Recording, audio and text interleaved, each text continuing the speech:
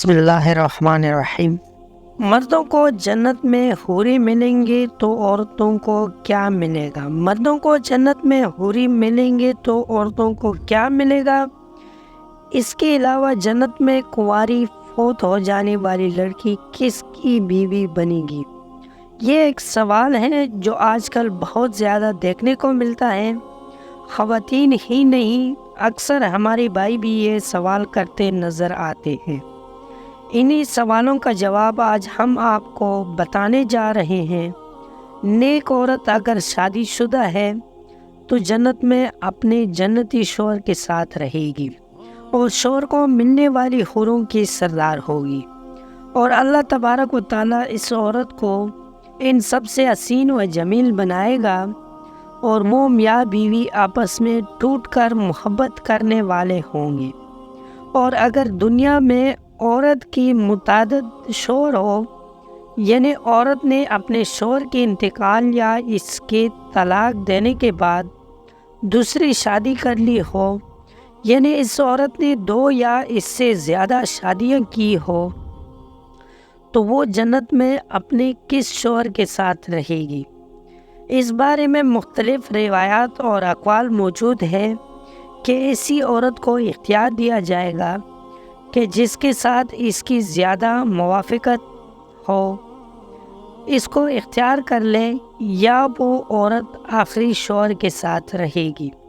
اس بارے میں حضرت ابو زردہ رضی اللہ تعالیٰ عنہ سے مروی ہے کہ آپ صلی اللہ علیہ وسلم نے فرمایا، عورت کو اس کا آخری شوہر ملے گا۔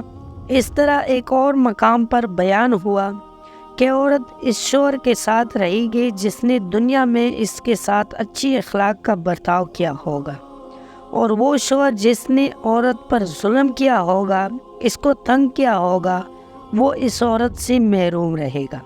حضرت سلمہ رضی اللہ تعالی عنہا کی ایک روایت میں ہے کہ انہوں نے آپ صلی اللہ علیہ وآلہ وسلم سے پوچھا، کسی کے 2 شوہر ہوں تو جنت میں کس کے ساتھ رہے گی؟